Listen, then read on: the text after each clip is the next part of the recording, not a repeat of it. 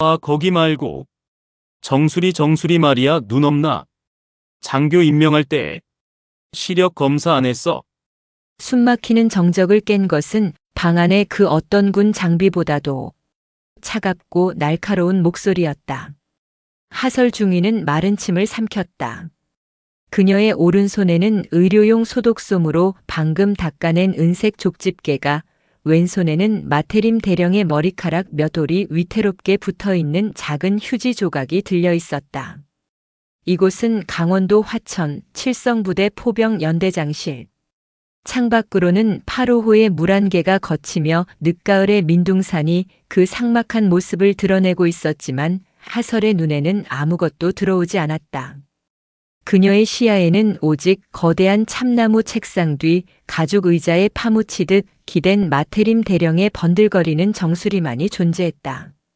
죄송합니다. 다시 확인하겠습니다. 됐어. 말이 나와서 말인데 하중이. 마테림은 서류를 넘기던 손을 멈추고 책상 위 탁상 거울을 들어 자신의 머리를 꼼꼼히 살폈다. 그의 미간이 좁혀졌다. 자네 육사 나왔지? 네. 그렇습니다. 육사 나온 머리로 고작 이 새치 하나 제대로 못 찾아? 응? 이 흰 머리카락. 이거 말이야. 이게 내 머리에 하나라도 박혀 있으면 내 위신이 서질 않아. 연대장 위신이 무너지면 부대 기강이 무너지는 거야. 자네가 지금 부대 기강을 무너뜨리고 있는 거라고. 알아들어?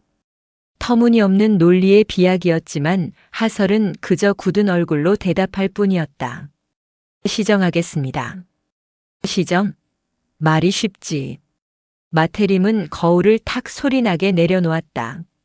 그는 하설에게 머리를 맡긴 채 눈을 감고 의자에 몸을 기댔다.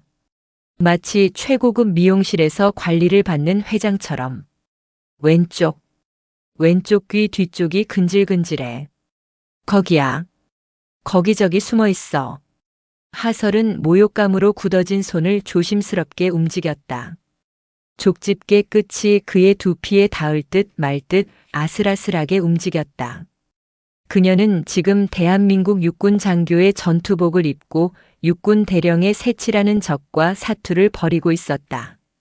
이 부조리한 임무는 2달 전 하설이 전방 소대장에서 본부 중대 행정장교로 발령받아 오면서 시작되었다. 마테림은 유독 젊은 여군 장교와 부사관들을 자신의 사무실로 불러들였다. 처음에는 행정장교의 기본은 꼼꼼함이라며 결제 서류의 오탈자를 트집 잡았다. 그 다음은 군인의 자세라며 전투와 광택을 지적했다. 그리고 마침내 그는 본색을 드러냈다. 하중이는 눈썰미가 좋구만. 내 방에 있는 먼지도 다 찾아내겠어. 어디 내 머리에 있는 불순 분자도 좀 찾아내보게. 그렇게 시작된 일이었다. 하설뿐만이 아니었다. 통신소대장은 그의 관사 텃밭을 가꿔야 했고 정훈 장교는 그의 자녀 자기소개서를 대필했다. 그리고 그 모든 임무의 끝에는 언제나 달콤하지만 독이 든 사탕이 매달려 있었다. 쪽. 금속이 머리카락을 잡아채는 날카로운 소리가 울렸다. 아, 아파. 마테림이 버럭 소리를 질렀다. 하설은 깜짝 놀라 족집게를 든 손을 허공에 멈췄다. 지금 뭐 하는 거야? 머리채를 뽑아? 자네 나한테 불만 있어? 죄송합니다. 뿌리가 깊게 박혀 있어서. 핑계는 살살하라고 살살. 여자들은 원래 손이 섬세한 거 아니었나? 그래서 자네들 쓴 거 아니었어? 근데 이건 뭐 야전삽으로 참호 파는 것 마냥 무식하게 힘만 줘? 그의 입에서 여자들은이라는 말이 나오는 순간 하설의 등골에 차가운 것이 흘렀다. 이것은 단순한 갑질이 아니었다. 명백한 성차별적 발언이자 인격 모독이었다. 자네 이번에 소령 진급 심사 1차지. 심장이 쿵 하고 바닥으로 떨어졌다. 올 것이 왔다. 마테림은 감았던 눈을 뜨고 의자를 돌려 하설을 정면으로 마주했다. 그의 작고 음흉한 눈이 하설의 굳은 얼굴을 아래 위로 훑었다. 네. 맞습니다. 내가 연대장이야. 자네 인사고과에 내 도장이 찍혀. 알아? 알고 있습니다. 알면 정성을 들여야지. 정성을. 응? 그는 책상 서랍을 열어 작은 사탕 하나를 꺼내 입에 넣었다. 사탕을 입안에서 굴리는 소리가 유난히 거슬렸다. 이 새치 뽑는 것도 말이야.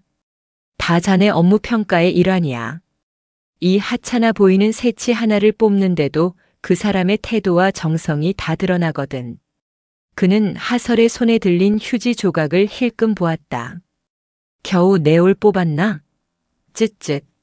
한중이는 지난주에 열올은 뽑아갔는데.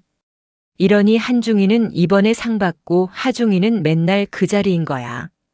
경쟁을 붙이고 모욕감을 주고 그것을 진급과 교묘하게 연결하는 것. 그것이 마태림이 이 작은 왕국을 통치하는 방식이었다. 하설은 입술을 깨물었다. 피맛이 느껴졌다.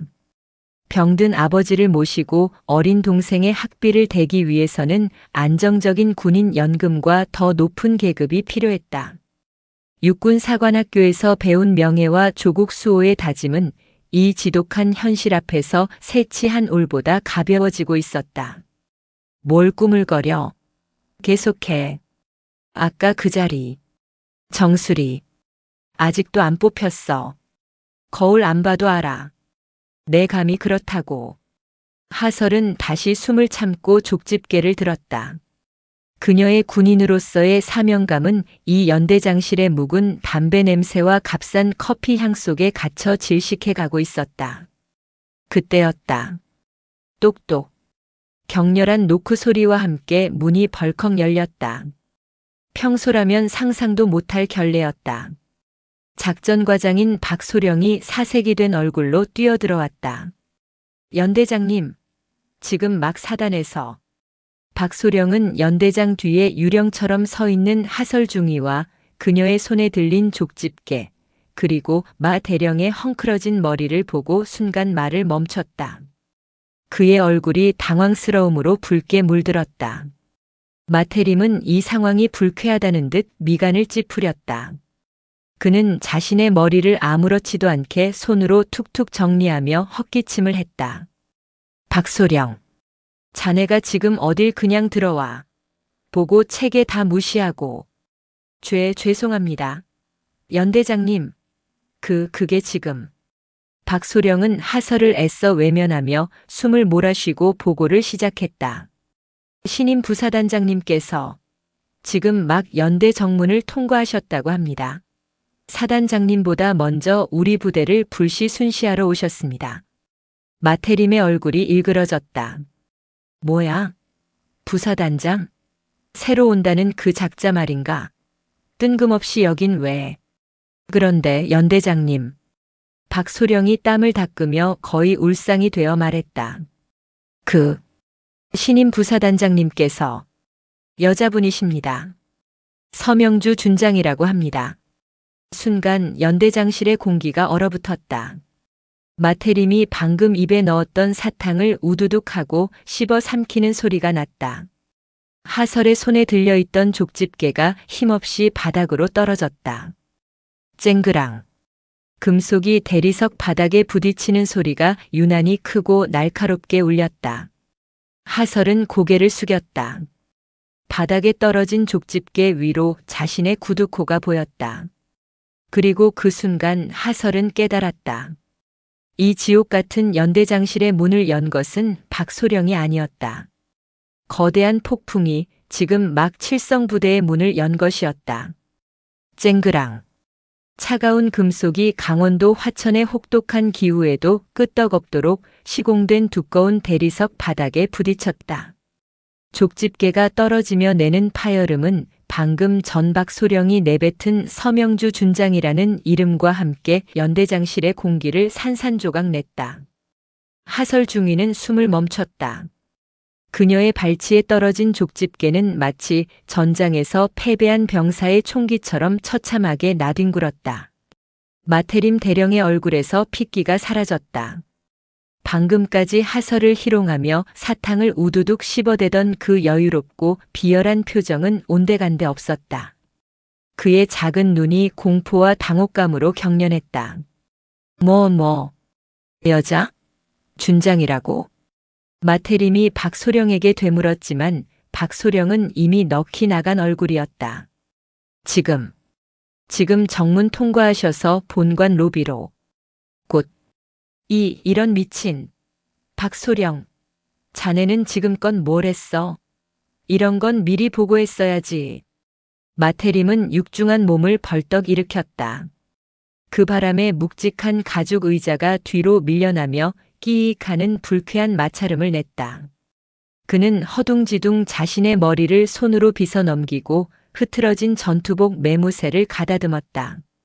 정수리에는 하설이 미처 뽑지 못한 적들이 하얗게 서 있었지만 지금 그것을 신경 쓸 여유는 없었다. 하중이. 마태림이 하설에게 고함을 쳤다. 멍청하게 서 있지 말고 그거 안 치워? 당장 치우고 자네 사무실로 꺼져. 아니다. 그냥 여기서 꼼짝 말고 있어. 누가 물으면. 그냥. 행정 서류 결제받으러 왔다고 해. 알았어? 그의 목소리는 다급함에 갈라져 있었다. 왕국이 무너지기 직전 허둥대는 폭군의 모습 그대로였다. 하설은 기계적으로 허리를 숙여 바닥에 족집게와 전리품이 담긴 휴지를 주워들었다. 그때였다. 쾅! 문이 열렸다. 박소령이 황급히 열어젖힌 것이 아니었다. 누군가가 망설임 없이 거대한 힘으로 문을 밀어젖힌 것이었다. 연대장실의 무거운 참나무 문이 벽에 부딪히며 둔탁한 소리를 냈다. 그리고 그 문틈으로 화천의 찬바람보다 더 시린 공기가 밀려 들어왔다. 모든 소리가 멎었다. 하설, 마태림, 박소령. 세 사람의 시선이 일제히 문으로 향했다. 그곳에 한 여자가 서 있었다. 대한민국 육군의 얼룩무늬 전투복은 그녀의 몸에 맞춘 듯 한치의 흐트러짐이 없었다. 전투화는 진흙 하나 묻어있지 않고 말끔하게 빛났고 허리 벨트는 완벽한 수평을 이루고 있었다. 그리고 그녀의 어깨. 그곳에는 방금 막 별 공장에서 찍어낸 듯 선명하고 차가운 은빛 별 하나가 박혀 있었다. 서명주 준장이었다. 그녀는 40줄에 갓 접어든 것처럼 보였지만 그 눈빛은 수십 년간 전장을 누빈 노장의 것과 같았다. 날카롭고 깊고 상대의 속을 꿰뚫어 보는 듯한 형형한 안광이었다. 그녀는 방 안의 세 사람을 천천히 훑어보았다. 시선은 하설에게 찰나 머물렀다가 곧바로 이 방의 주인인 마태림에게 향했다. 마태림은 반사적으로 허리를 꺾었다. 그가 평생을 바쳐 연마한 강자에게 보이기 위한 가장 완벽한 경례 자세였다. 단결. 할 수 있습니다. 연대장 대령 마태림입니다. 이런 누추한 곳까지. 됐습니다. 서명주 준장의 목소리는 낮고 차분했지만 마태림의 우렁찬 경례 구호를 단숨에 잘라버릴 만큼의 무게가 실려 있었다. 그녀는 마태림의 경례를 받는 둥 마는 둥 하며 성큼성큼 방 안으로 들어섰다. 그녀의 시선이 거대한 참나무 책상 위를 스쳤다. 값비싼 원두커피 포장지, 서류 더미 그리고 방금 전 마태림이 하설을 비추는 데 썼던 탁상 거울. 서명주는 마태림을 지나쳐 방구석에서 유령처럼 서 있는 하설중이 앞에 섰다. 하설은 숨조차 쉴 수 없었다. 눈앞의 준장은 그녀가 육사 시절 사진으로만 보던 전설 속의 인물 같기도 했고 현실에 존재하지 않는 환영 같기도 했다. 자네는 누군가? 서명주 준장이 물었다. 하설은 자신도 모르게 온몸에 힘이 들어가는 것을 느꼈다. 훈련소 첫날 교관 앞에 섰을 때보다 더한 압박감이었다. 단결. 할 수 있습니다. 본부중대 행정장교 중위 하설입니다. 그녀는 자신이 낼 수 있는 가장 큰 목소리로 외쳤다. 하지만 그녀의 오른손은 방금 전 족집게를 쥐었던 그 손은 굴욕감에 젖어 미세하게 떨리고 있었다. 서명주의 시선이 하설에 떨리는 오른손으로 향했다. 하설은 황급히 손을 주먹 쥐어 전투복 바지 옆 재봉선에 붙였다. 행정장교라. 서명주는 알 수 없는 미소를 지었다. 비웃는 것도 격려하는 것도 아니었다. 그저 사실을 확인하는 듯한 건조한 미소였다. 연대장실에는 무슨 일로 왔지? 그것이 행정 서류 결제. 하설이 마태림이 시킨 대로 둘러대려는 순간이었다. 하중이. 서명주의 목소리가 조금 더 날카로워졌다. 자네 손에 든 건 뭔가. 하설의 심장이 멎는 듯 했다. 그녀의 왼손. 그곳에는 마태림의 흰 머리카락이 붙어 있는 구겨진 휴지 조각이 들려 있었다. 오른손 주먹 안에는 차가운 족집게의 감촉이 생생했다. 에이, 이것은, 서준장님, 그게 말입니다. 마태림이 더는 참을 수 없다는 듯 끼어들었다. 그는 땀으로 번들거리는 얼굴에 억지 미소를 지어 보였다. 하중이가 아주 꼼꼼한 친구라서 말입니다. 제 방에 먼지가 많다고. 하하, 제가 결벽증이 좀 있어서 먼지 좀 닦아달라고 했습니다. 행정장교가 원래 그런 거 아니겠습니까? 꼼꼼하고 세심하고. 그것은 너무나도 엉성하고 모욕적인 변명이었다. 먼지를 닦는데 족집게와 휴지 조각이 왜 필요하단 말인가? 서명주 준장은 마태림을 돌아보았다. 그녀의 눈에는 어떤 감정도 실려 있지 않았다. 마대령. 예, 준장님. 먼지를 족집게로 줍나? 이 부대는 먼지를 손수건도 아니고 휴지에 모으나? 아니, 그게 내가 알기로 칠성부대는 단결 할 수 있습니다. 가 경내 구호인데 언제부터 단결 먼지 줍습니다. 로 바뀌었나? 얼음장 같은 정적이 흘렀다. 박소령은 고개를 숙인 채 부들부들 떨고 있었고 마태림은 입을 뻐끔거렸지만 아무 말도 하지 못했다. 그는 자신의 왕국에서 자신의 성에서 완벽한 무장해제를 당했다. 서명주는 더 이상 마태림을 상대하지 않았다. 그녀는 방 안을 다시 한번 천천히 둘러보았다. 방에서 아주 퀴퀴한 냄새가 나는군. 담배 냄새, 값싼 커피 냄새, 그리고 그녀는 하설을 바라보며 말을 이었다. 썩어 들어가는 냄새. 그녀는 하설의 어깨를 스치듯 지나쳐 연대장실을 나갔다. 복도를 향해 쩌렁쩌렁한 목소리가 울렸다. 박소령. 10분 내로 연대여군 고충 처리 현황, 그리고 최근 3년간 진급자 및 누락자 명단을 내 집무실로 가져오도록. 그리고 마 대령. 예. 연대장께서는 지금 당장 저 연병장 오물 처리장부터 점검하시는 게 좋겠군. 연대장실보다 그곳이 더 시급해 보이니까. 그리고 서명주가 복도에서 멈춰 서서 고개만 돌렸다.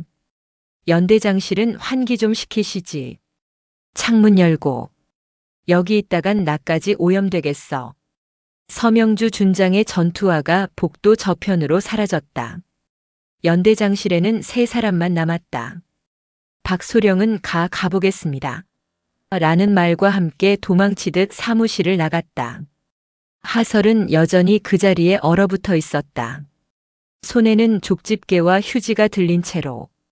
분노와 공포로 얼굴이 불그락푸르락해진 마태림이 천천히, 아주 천천히 하설을 돌아보았다. 내년 때문이야. 짐승이 으르렁거리는 듯한 소리였다. 감히 나를 물먹여? 그는 하설에게 다가와 그녀가 쥔 족집게를 거칠게 빼앗아 책상에 내던졌다. 서명주, 그 미친년이 내 방패가 될 것 같아? 어림없지. 여긴 화천이야. 내가 누군지 잊었어? 내년 진급 서류 내 손에 있어. 내가 오늘 당장이라도 찢어버릴 수 있다고. 마태림은 탁상 거울을 집어들어 하설의 얼굴 앞에 들이밀었다.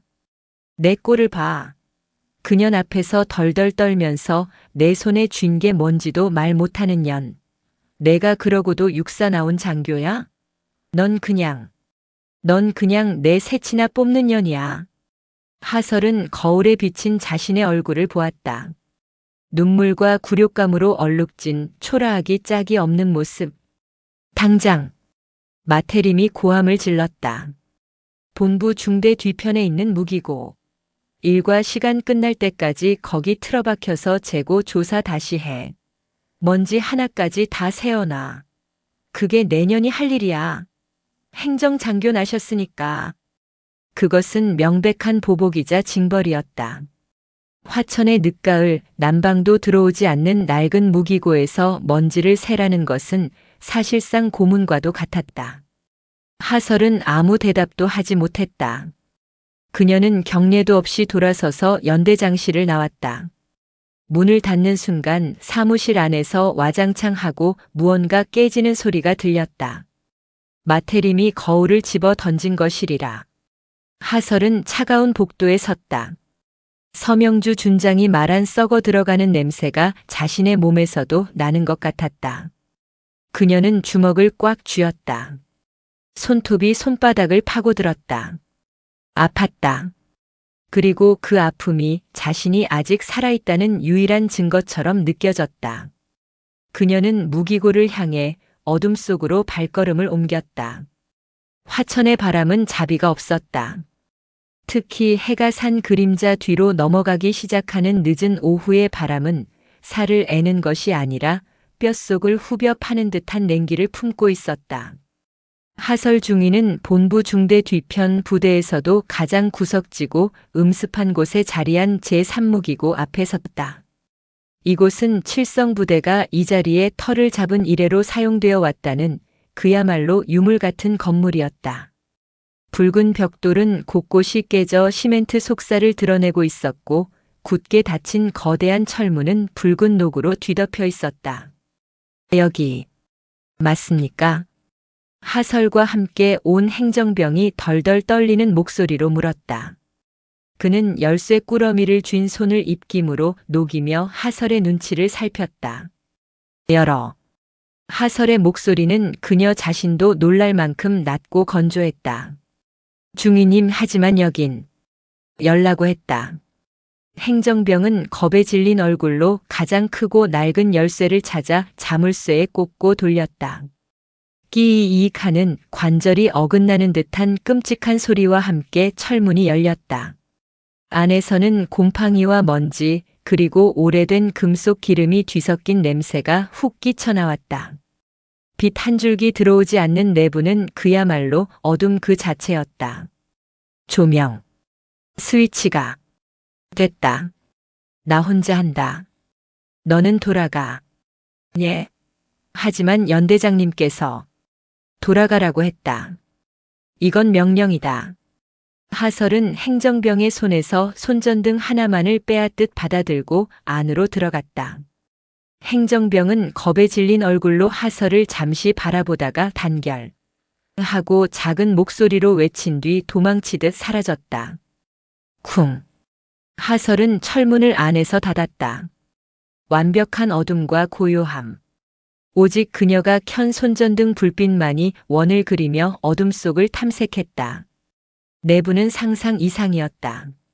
높은 천장까지 닿을 듯한 선반에는 정체를 알 수 없는 군 장비들이 먼지를 뒤집어 쓴 채 쌓여 있었고 바닥에는 괴짝과 빈 탄약 상자들이 굴러다녔다. 마태림은 이곳에 재고 조사를 하라고 했다. 먼지 하나까지 세어놓으라고. 헛웃음이 나왔다. 이것은 하룻밤은커녕 일개 중대가 일주일을 매달려도 끝낼 수 없는 양이었다. 하설은 손전등을 바닥에 내려놓았다. 빛이 위를 향하며 그녀의 얼굴에 기괴한 그림자를 만들었다. 그녀는 낡은 탄약 상자에 주저앉았다. 온몸에 힘이 빠져나갔다. 서명주 준장의 등장은 마치 폭풍과도 같았다. 모든 것을 뒤집어 놓을 것 같았다. 하지만 폭풍이 지나간 뒤 하설에게 남은 것은 더 차갑고 혹독한 현실뿐이었다. 내년 때문이야. 넌 그냥 내 새치나 뽑는 년이야. 마태림의 목소리가 귓가에서 떠나지 않았다. 굴욕감에 눈물이 차올랐다. 여기서 무너질 순 없었다. 하지만 어떻게 버텨야 하는가? 그녀는 육사 시절을 떠올렸다. 명예, 조국, 헌신. 그 숭고한 단어들은 차가운 무기고의 곰팡내 속에서 너무나도 멀게만 느껴졌다. 아픈 아버지의 병원비, 동생의 학자금 대출. 현실의 무게가 그녀의 어깨를 짓눌렀다. 얼마나 지났을까? 밖이 완전히 어두워졌는지 문틈으로 새어 들어오던 희미한 빛조차 사라졌다. 무기고 안의 온도가 급격히 떨어졌다. 전투복만으로는 한기를 견딜 수 없었다. 그때였다. 똑, 똑. 철문을 누군가 조심스럽게 두드리는 소리가 났다. 하설은 깜짝 놀라 일어섰다. 손전등을 집어들어 문을 비췄다. 누구야? 중위님. 저입니다. 본부 중대 오지은 하사입니다. 오지은 하사. 마태림의 관사 텃밭을 가꾼다는 갓 임관한 20살 남짓의 부사관이었다. 하설은 망설였다. 지금 누구를 만나는 것도 이야기하는 것도 위험했다. 마태림의 눈과 귀가 어디에 있을지 몰랐다. 무슨 일이지? 식사. 걸으실 것 같아서. 이거라도. 문틈으로 작은 보온 도시락이 밀려 들어왔다. 하설은 잠시 망설이다가 굳게 닫힌 빗장을 풀고 문을 살짝 열었다. 칠흑 같은 어둠 속에 오하사가 두려움에 가득 찬 눈으로 서 있었다.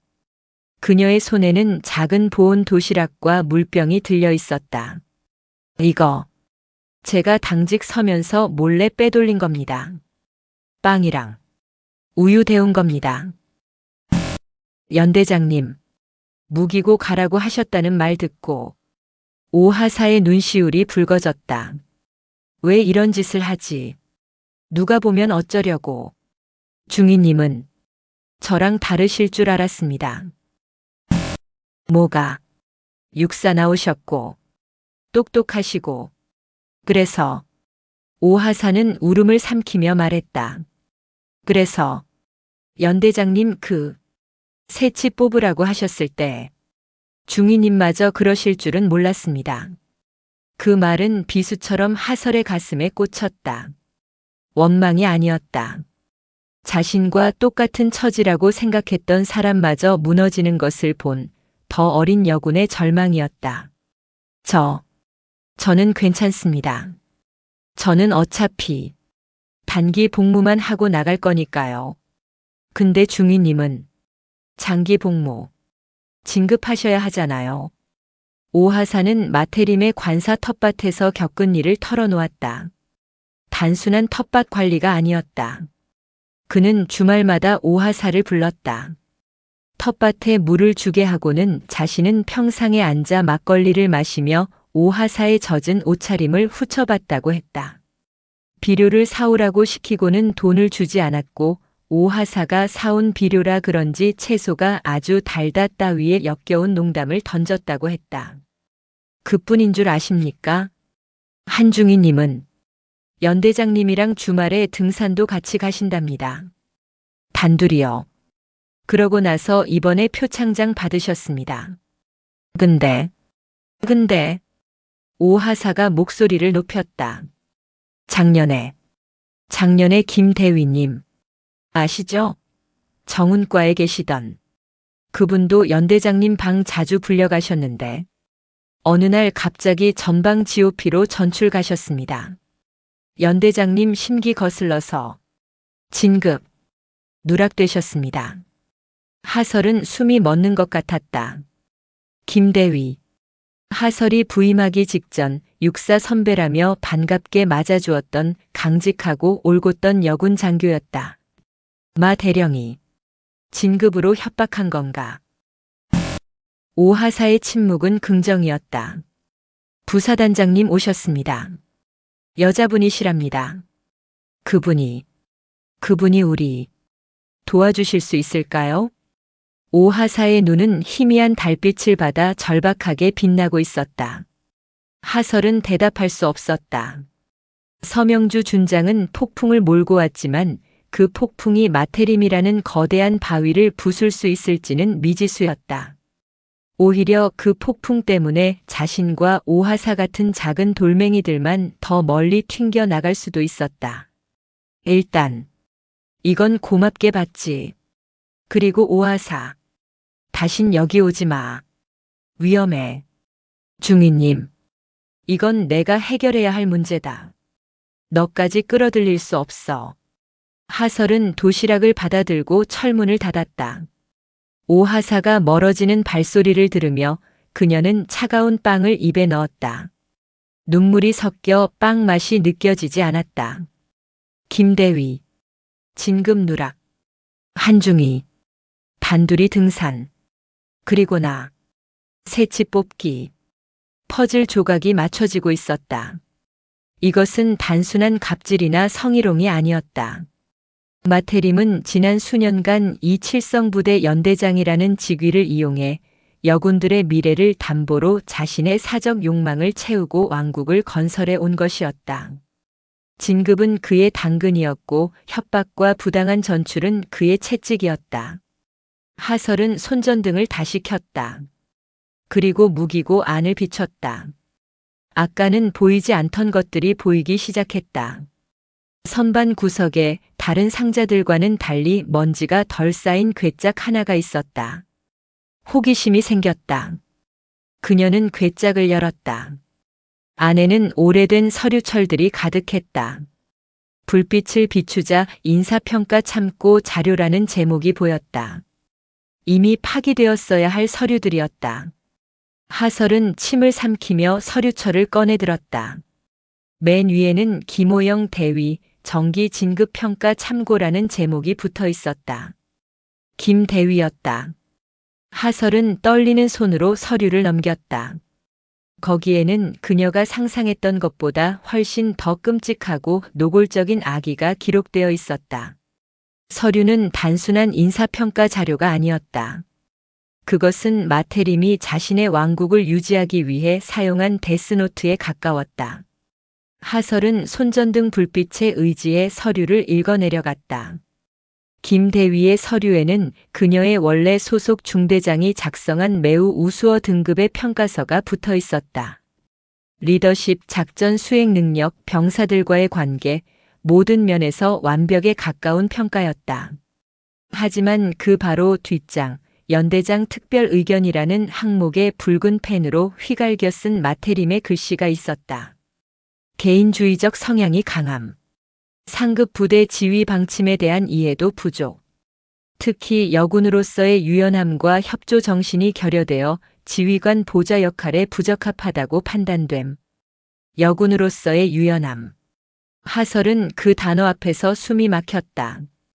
그것은 마테림이 오하사에게 요구했던 텃밭 가꾸기였고 한중위에게 요구했던 주말 등산이었으며 자신에게 요구했던 새치 뽑기의 다른 말이었다. 그것을 거부한 김 대위는 협조 정신이 결여된 장교로 낙인 찍혔고 결국 진급에서 누락되어 전방으로 밀려난 것이었다. 하설은 다음 서류철을 집어들었다. 이번엔 한중위의 것이었다. 예상대로 그녀의 평가는 마테림의 미사역으로 가득 차 있었다. 부대 화합에 기여 상관 보좌 능력 탁월, 이해력과 순발력이 뛰어남. 그리고 그녀는 얼마 전 표창을 받았다. 하설은 분노로 몸이 떨려왔다. 이것은 명백한 인사비리였다. 권력을 이용한 협박이자 군 조직의 근간을 뒤흔드는 범죄였다. 그녀는 미친 듯이 서류함을 뒤졌다. 그리고 마침내 자신의 이름을 발견했다. 하설중위. 보직 변경 참고 자료. 그녀가 소대장에서 행정장교로 발령날 당시의 서류였다. 그녀의 중대장이었던 김소령은 그녀를 최고의 소대장이라며 반드시 대대장급으로 성장할 인재라고 극찬해 놓았다. 하지만 역시나 마테림의 붉은 펜이 그 위에 더 씌워져 있었다. 육사 출신이라는 오만함이 엿보임. 야전 지휘관으로서 병사들과의 스킨십 부족. 보다 세심한 행정 업무를 통해 군 조직의 생리를 다시 배울 필요가 있음. 스킨십 부족. 세심한 행정 업무. 마테림은 하설을 곁에 두고 새치 뽑기를 시키기 위해 그녀의 야전 경력을 의도적으로 꺾어버린 것이었다. 그는 하설의 자존심을 짓밟고 굴복시켜 자신의 충실한 하녀로 만들려 했던 것이다. 개자식. 하설의 입에서 거친 욕설이 터져나왔다. 그녀는 더 이상 춥지도 두렵지도 않았다. 뜨거운 분노가 온몸을 감쌌다. 그녀는 서류철들을 품에 안았다. 이것이 증거였다. 서명주 준장에게 필요한 것, 마테림의 성을 무너뜨릴 수 있는 유일한 무기였다. 그 순간이었다. 철컥. 무기고 밖에서 자물쇠가 열리는 소리가 났다. 하설은 심장이 멎는 줄 알았다. 황급히 손전등을 끄고 괴짝 뒤로 몸을 숨겼다. 서류철을 전투복 상의 안에 깊숙이 밀어 넣었다. 끼익. 녹슨 철문이 열리는 소리와 함께 복도에 희미한 불빛이 쏟아져 들어왔다. 그리고 거대한 그림자 2개가 안으로 들어섰다. 어우, 냄새하고는. 여긴 몇 년 만에 오는 거냐? 마테림의 목소리였다. 연대장님, 그래도 여긴 너무. 하중이도 장교인데. 박소령의 목소리도 들렸다. 시끄러워. 장교는 무슨. 내 새치 하나 제대로 못 뽑는 년이. 서명주 그 미친년한테 꼴이나 치는 주제에. 마테림이 손전등을 켰다. 불빛이 무기고 내부를 거칠게 훑었다. 어디 숨었어? 쥐새끼처럼. 하설. 하중이. 연대장님이 부르시는데 대답 안 해? 하설은 괴짝 뒤에서 숨을 죽였다. 심장 소리가 마테림에게까지 들릴 것 같았다. 연대장님 그냥 부르셔서 경고만 주시고. 박소령. 자네는 아직도 상황 파악이 안 돼? 서명주 그년이 작정하고 나를 치러 온 거야. 근데 전현이. 하설 전현이 그년한테 붙어먹으려고 하고 있잖아. 본보기로 밟아놔야 돼. 그래야 다른 년들도 기어오르지 못한다고. 불빛이 점점 하설이 숨은 괴짝 쪽으로 다가왔다. 거기 있나? 하설. 내가 내년 육사 선배들한테 전화 한 통이면 내군 생활 끝장내는 거 일도 아니야. 응? 지금이라도 기어 나와서 내가 시킨 대로 서명주 그년 동태나 똑바로 보고하면. 마테림의 목소리가 역겨운 기름을 바른 듯 능글맞게 변했다. 진급. 시켜줄게. 응? 내가 한중이는 어떻게 키워줬는지 봤잖아. 너도. 그의 손전등 불빛이 정확히 하설의 얼굴을 비췄다. 찾았다. 마테림이 웃었다. 승리감에 도취된 혐오스러운 미소였다. 박소령은 사색이 되어 뒷걸음질 쳤다. 하설은 천천히 일어섰다. 그녀의 눈은 더 이상 떨리지 않았다. 차갑고 단단하게 빛나고 있었다. 그녀의 손은 전투복 상의 안에 든 서류철을 꽉 쥐고 있었다. 밤이 깊었습니다, 연대장님. 이런 누추한 곳까지 어쩐 일이십니까? 하설의 차분한 목소리에 마테림은 오히려 당황한 듯 했다. 에이, 인연이. 겁대가리를 상실했나? 연대장한테 말하는 싹수하고는 여군으로서의 유연함이 부족해서 죄송합니다. 뭐? 협조 정신이 결여되어 죄송합니다. 하설은 한 걸음 한 걸음 마테림을 향해 걸어나갔다. 하지만 더 이상 연대장님의 세심한 행정 업무를 도울 생각은 없습니다. 마테림의 얼굴이 분노로 일그러졌다. 그는 손을 들어 하설의 뺨을 내리치려 했다. 이 미친년이. 그의 손이 허공을 가르기 직전. 지금 뭐 하시는 겁니까? 무기고 입구에서 얼음보다 차가운 목소리가 울려 퍼졌다. 마테림의 손이 허공에 멈췄다. 하설과 마테림, 박소령의 시선이 동시에 입구로 향했다. 어둠 속에 서명주 준장이 홀로 서 있었다. 그녀의 뒤에는 아무도 없었다. 헌병도 부관도 없었다. 오직 그녀의 계급장이 복도에 희미한 불빛을 받아 차갑게 빛나고 있었다. 서준장님, 이게, 아니 저기, 하중이가 군 기강을. 마태림은 횡설수설했다. 뺨을 때리려던 손을 어색하게 거두며 뒷걸음질 쳤다. 서명주는 마태림을 보지 않았다. 그녀는 오직 하설을 바라보고 있었다. 하중이.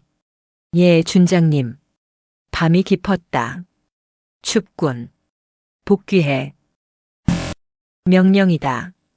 하설은 마태림을 노려보던 시선을 거두고 서명주 준장에게 향했다.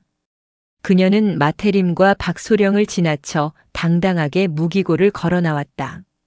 저 전현이. 마태림이 하설의 팔을 잡으려 했지만 서명주 준장이 그의 앞을 막아섰다.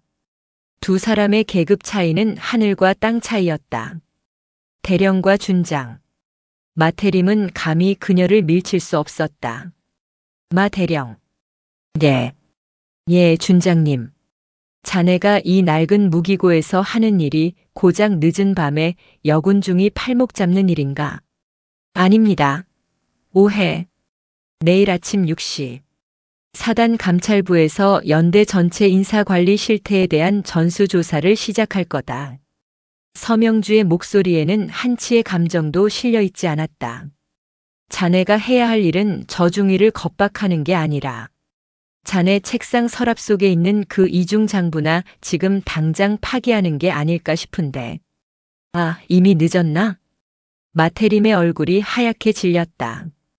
이중 장부라는 말에 그의 동공이 지진처럼 흔들렸다. 서명주는 더 이상 그를 상대하지 않았다.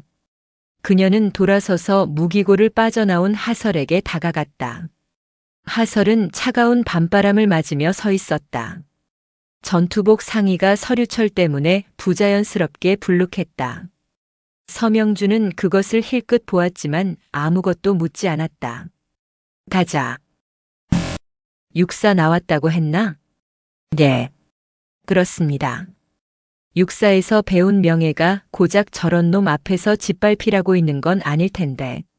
서명주가 먼저 걷기 시작했다. 하설은 잠시 그 자리에 서 있다가 그녀의 뒤를 따랐다. 두 여군 장교의 그림자가 칠성부대의 어두운 연병장 위로 길게 늘어졌다. 하설은 전투복 안의 서류철을 다시 한번 고쳐 잡았다. 차가운 종이었지만 이상하게도 뜨거운 불길이 느껴졌다. 그녀는 고개를 들었다. 화천의 밤하늘에는 유난히 별이 많았다. 다음 날 새벽 칠성부대 포병 연대본부에는 지독한 고요함이 내려앉았다.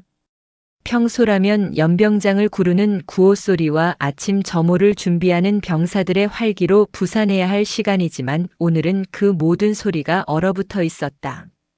마치 화천의 쌀쌀한 새벽 공기가 부대 전체를 거대한 얼음덩어리로 만들어버린 듯 했다.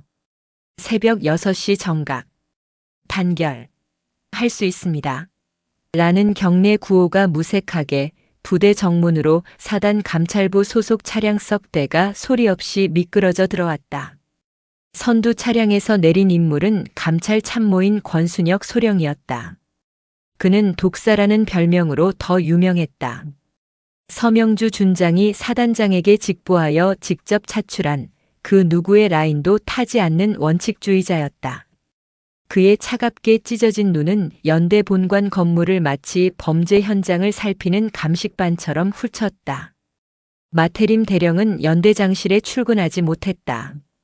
아니, 출근은 했지만 자신의 사무실에 들어가지 못했다. 권소령이 이끄는 감찰팀이 도착하자마자 연대장실과 행정실 전체의 조사 중 출입 통제 명령을 내렸기 때문이었다. 마태림은 자신의 성에서 쫓겨난 왕처럼 본관 로비 한가운데서 땀만 뻘뻘 흘리며 서 있어야 했다. 아니, 권소령. 이게 무슨 짓인가? 내가 연대장이야. 응? 사단 감찰부가 아무리 막강해도 상급 부대 지휘관에 대한 예우라는 게. 대령님. 권순혁 소령이 마태림의 말을 잘랐다. 그의 목소리는 기계처럼 감정이 없었다. 부사단장님의 직권 명령입니다. 지금 이 시간부로 칠성부대 포병연대의 모든 인사 서류, 행정명령, 그리고 지휘관 업무 추진비 내역까지 원본 대조 작업을 실시합니다. 협조해 주시죠. 협조? 이건 협조가 아니라 침탈이야. 내 방은 왜 잠그는 건데? 거기에 군사 기밀 서류라도 있으면 어쩌려고. 그 군사 기밀 서류 지금 확인 중입니다. 권소령은 마태림을 지나쳐 감찰 요원들에게 지시했다. 재정 담당관, 인사 담당관. 지금 즉시 사무실로 복귀시킵니다. 어젯밤 이후 작성된 모든 문서는 폐기하고 기존 원본 파일이 담긴 컴퓨터 하드디스크를 확보합니다. 특히 연대장 개인 컴퓨터. 최우선입니다. 마태림의 얼굴이 흑빛으로 변했다. 그가 어젯밤 무기고에서 돌아와 자신의 사무실에서 무엇을 했는지 아는 사람은 아무도 없었다. 하지만 서명주 준장이 경고했던 이중장부라는 단어가 그의 귓가를 맴돌았다. 그는 미친 듯이 서류를 파쇄하고 컴퓨터 파일을 삭제하려 했지만 감찰부가 이토록 신속하게 들이닥칠 줄은 몰랐다. 하설 중위는 자신의 사무실 책상에 앉아 있었다. 하지만 그녀의 손은 키보드가 아닌 무릎 위에 놓인 자신의 전투복 상의 자락을 만지작거리고 있었다. 그 안에는 어젯밤 무기고에서 가져온 마태림의 범죄가 기록된 서류철이 들어 있었다. 그녀는 밤새 한숨도 자지 못했다. 이 증거를 어떻게 전달해야 하는가? 감찰부가 왔지만 그들에게 이것을 불쑥 내밀 수는 없었다. 무기고에 갇혔던 것은 사실이지만 그 안에 괴짝을 뒤지고 서류를 절취한 것은 명백한 군법 위반이었다. 마태림을 잡으려다 자신까지 불명예 전역을 할 수도 있는 일이었다. 육사에서 배운 명예가 고작 저런 놈 앞에서 짓밟히라고 있는 건 아닐 텐데. 어젯밤 서명주 준장이 했던 말이 귓가에 맴돌았다. 그 말은 위로였을까 아니면 또 다른 방식의 명령이었을까? 하중이. 차가운 목소리가 그녀의 상념을 깼다. 권순혁 소령이었다. 그는 하설의 사무실에 언제 들어왔는지 모르게 유령처럼 그녀의 책상 앞에 서 있었다. 잠시 저와 이야기 좀 하셔야겠습니다. 조사실로 가시죠. 조사실. 그 단어는 하설의 심장을 차갑게 만들었다. 그녀는 피해자였지만 동시에 무단으로 서류를 빼돌린 용의자이기도 했다. 연대 본부 지하에 마련된 임시 조사실은 보일러실 옆에 작은 창고를 개조한 곳이었다. 낡은 책상 하나와 의자 2개가 전부였다. 권소령은 하설의 맞은편에 앉아 서류를 뒤적였다. 어젯밤 연대장실에는 왜 불려갔습니까? 행정 서류 결제 때문이었습니다. 거짓말하지 마십시오. 권소령의 눈이 하설을 똑바로 찔렀다.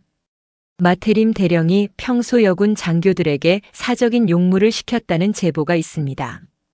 하중이도 그중 하나였습니까? 하중이. 지금부터 하는 말은 하중이의 군 생활이 걸린 문제일 수 있습니다. 권소령이 몸을 앞으로 숙였다. 부사단장님께서 이 감찰을 지시하셨습니다. 하지만 부사단장님도 원칙 없이는 움직이시지 않습니다. 우리가 마 대령의 목에 칼을 들이대기 위해서는 그 칼이 녹슬지 않았다는 증거가 필요합니다. 지금 하중이는 피해자입니까? 아니면 마 대령의 부조리에 동조한 공범입니까? 공범. 그 단어가 하설의 뺨을 때린 것처럼 아팠다. 새치를 뽑던 자신의 모습이 떠올랐다. 굴욕감에 몸서리쳤지만 진급이라는 사탕 때문에 거부하지 못했던 자신의 나약함. 저는 어젯밤 무기고에 갇혔다고 들었습니다. 권소령의 말이 이어졌다. 마 대령이 하중이를 그곳에 가둔 이유는 무엇입니까? 재고 조사를 하라고 했습니다. 제 산무기고 말입니까? 수십 년간 사용하지 않던? 네, 그렇습니다. 그것은 명백한 직권 남용이자 가혹 행위입니다. 권소령이 잠시 말을 멈췄다. 그는 하설의 눈을 깊숙이 들여다보았다. 마치 그녀가 숨기고 있는 비밀을 꿰뚫어 보려는 듯 했다. 하중이, 무기고에서 혹시 특이한 것을 발견했습니까? 이것이 기회였다. 하설은 직감했다. 권소령은 이미 무언가를 알고 있거나 혹은 서명주 준장에게서 어떤 언지를 받았다. 특이한 것. 이라 하시면 예를 들면 존재해서는 안 될 서류 같은 것 말입니다. 하설은 마른 침을 삼켰다. 그녀는 전투복 안에 든 서류철을 의식했다. 저는 재고 조사를 하느라 경황이 없었습니다. 너무 어둡고 추웠습니다. 하지만 제가 본 것이 맞다면 하설은 고개를 들었다. 그녀의 눈은 더 이상 흔들리지 않았다. 선반 구석에 먼지가 덜 쌓인 괴짝이 하나 있었습니다. 저는 그것이 군수품인 줄 알고 확인하려 했지만 너무 무거워서 열어보지는 못했습니다. 그것은 절반의 진실이자 완벽한 거짓말이었다. 권순혁 소령의 입꼬리가 아주 미세하게 올라갔다.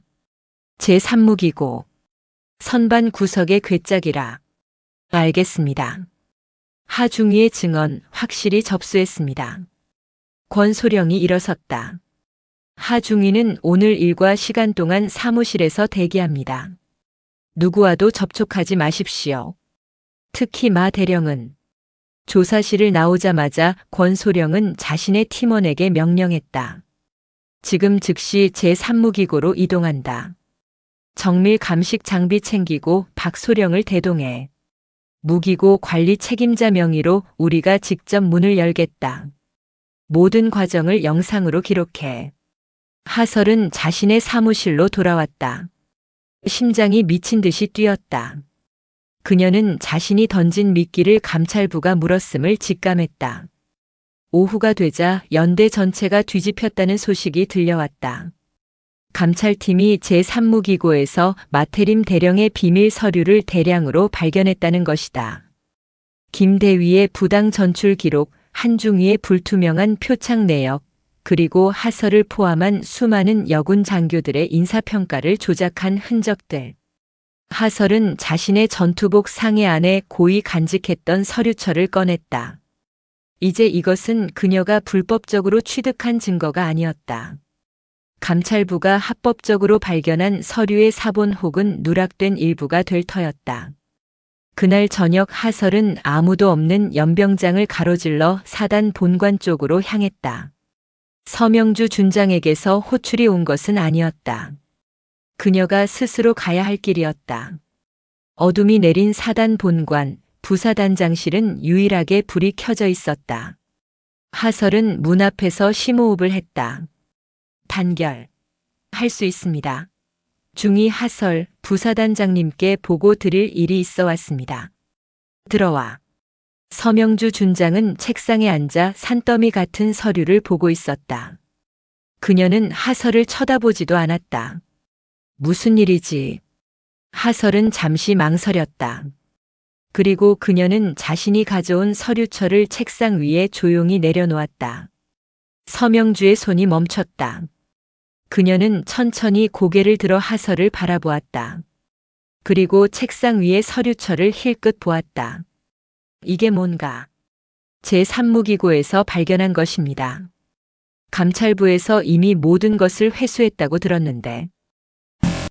이것들은 감찰부가 혹시 놓쳤을지도 모르는 부분입니다. 서명주는 하설을 몇 초간 말없이 바라보았다. 그녀의 눈은 하설의 용기를 그리고 그 용기가 감수해야 할 위험을 가늠하는 듯 했다. 하중이. 예, 준장님. 자네가 오늘 무기고에서 본 괴짝 말이야. 그 괴짝 내가 오늘 아침에 감찰부에 직접 확인하라고 지시한 것이라면 어떻게 생각하나? 하설의 눈이 커졌다. 준장님? 내가 어젯밤 자네를 무기고 앞에서 만났을 때 자네 전투복 상의가 유난히 불룩하더군. 서명주는 희미하게 웃었다. 육사 나온 머리가 고작 그런 서류 뭉치 하나 숨기는 데 쓰이다니 아깝다고 생각했지. 그래서 자네가 짊어진 짐을 조금 덜어줄 필요가 있겠다 싶었다. 서명주 준장은 어젯밤 하설과 헤어지고 즉시 감찰부를 소집해 제3무기고에 마 대령의 비위 증거가 있을 가능성이 높다고 직접 제보했던 것이다. 하중이가 발견한 그것은 자네가 훔친 불법 증거가 아니야. 그것은 이 부패한 조직을 도려낼 수술칼이 될 거다. 그리고 그 칼자루는 내가 쥐고 있지. 서명주는 하설이 가져온 서류철을 자신의 서류 더미에 합쳤다. 이제 이것은 감찰부가 추가로 확보한 증거가 되었다. 이해했나? 네. 알겠습니다. 하설은 비로소 깨달았다. 서명주는 단순한 원칙주의자가 아니었다. 그녀는 원칙을 지키기 위해 때로는 그 원칙의 경계선을 아슬아슬하게 넘나들 줄 아는 노련한 지휘관이었다. 돌아가.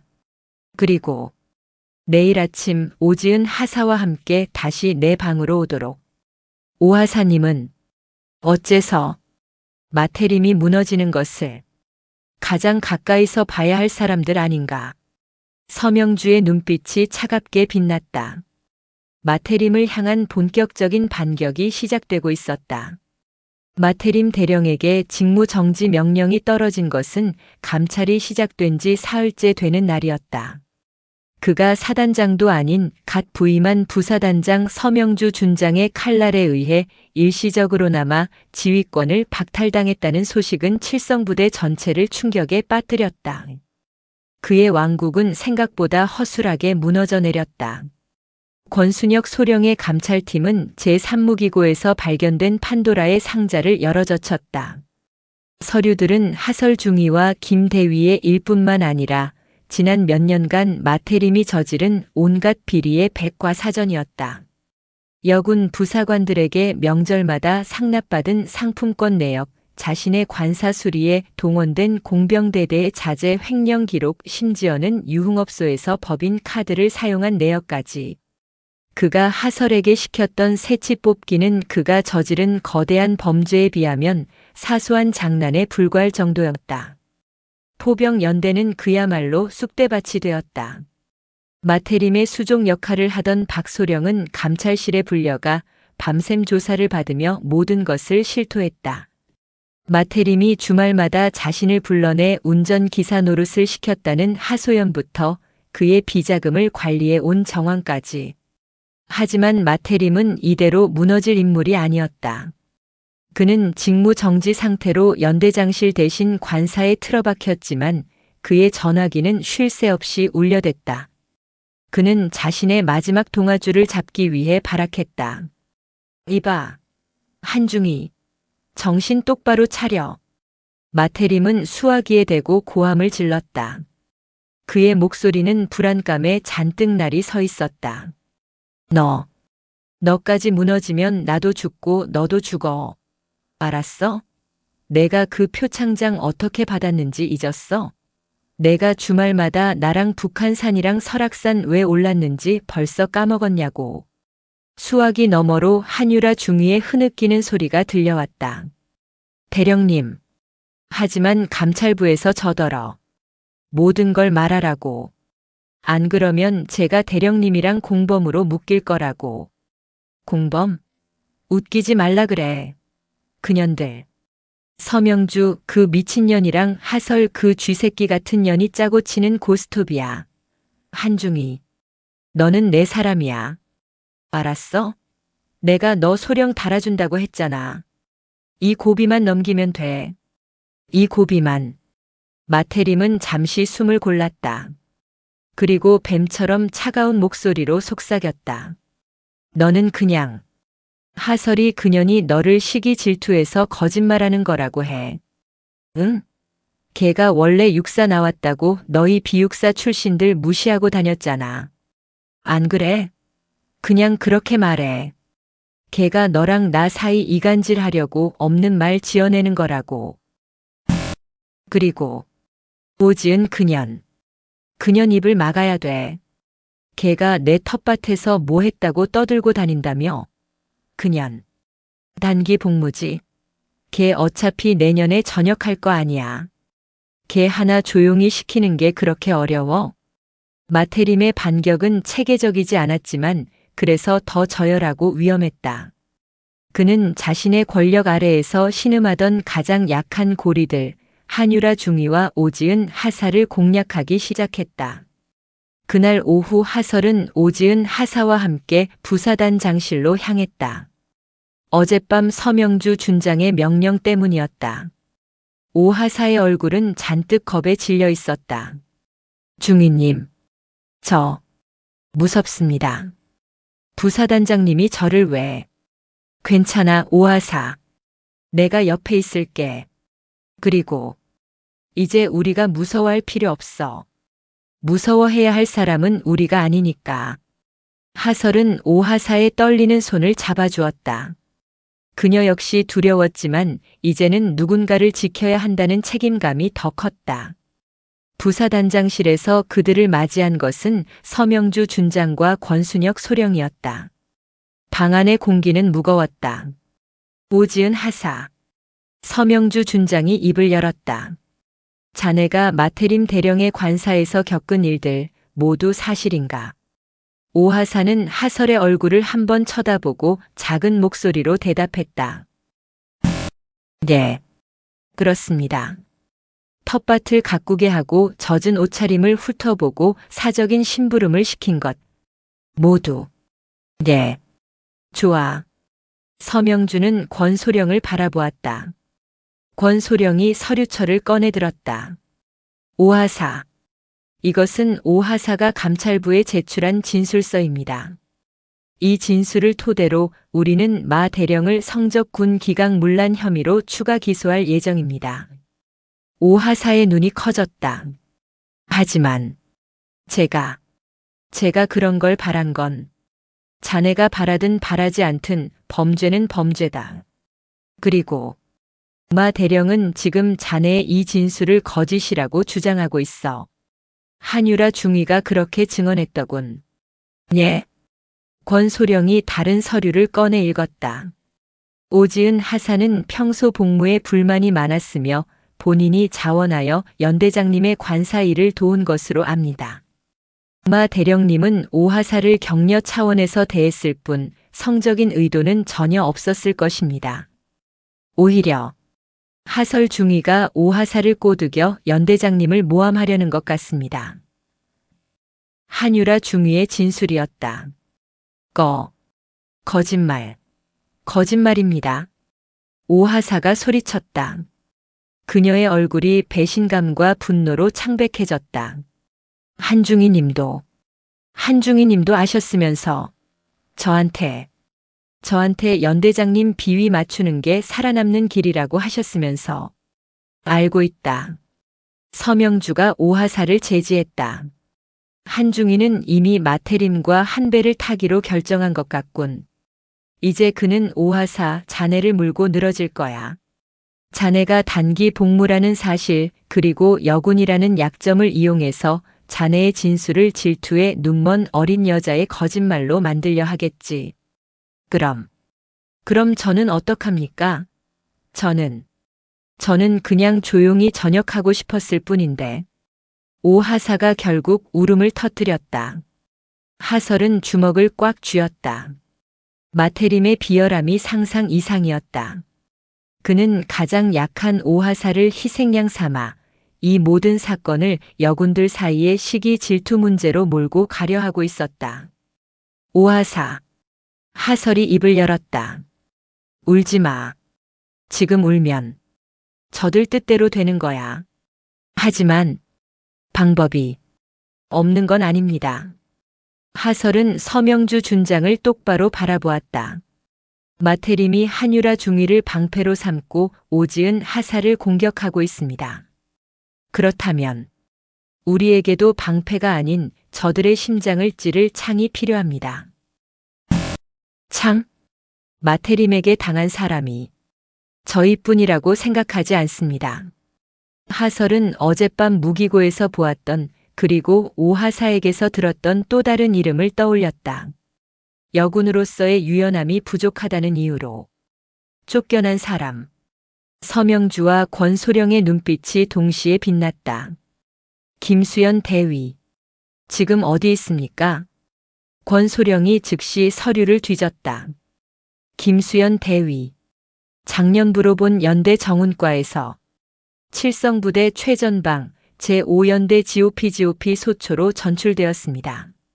보직도 정훈 장교에서 GOP 소대장으로 변경되었군요. 이건 명백한 좌천성 인사입니다. GOP. 그것도 최전방 소초. 장교, 특히 정훈 병과였던 여군 장교에게는 사실상 사형 선고나 다름없는 곳이었다. 마태림은 김 대위를 완벽하게 매장시켰던 것이다. 그녀를 데려와야 합니다. 하설이 말했다. 그녀의 목소리는 단호했다. 김 대위님의 증언이 필요합니다.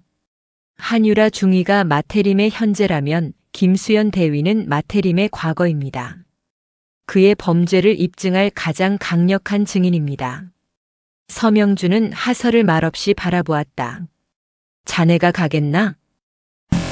GOP는 민간인 통제구역이다. 감찰부 인원이 공식적으로 가는 것은 마 대령에게 또 다른 빌미를 줄 수 있어. 하지만 동료가 가는 것은 막을 명분이 없지. 제가 가겠습니다. 하설은 망설임 없이 대답했다. 하지만 준장님, 제가 그분을 설득할 수 있을지. 설득해야지. 서명주는 자리에서 일어나 창밖을 바라보았다. 저 멀리 화천의 험준한 산맥이 하늘과 맞닿아 있었다.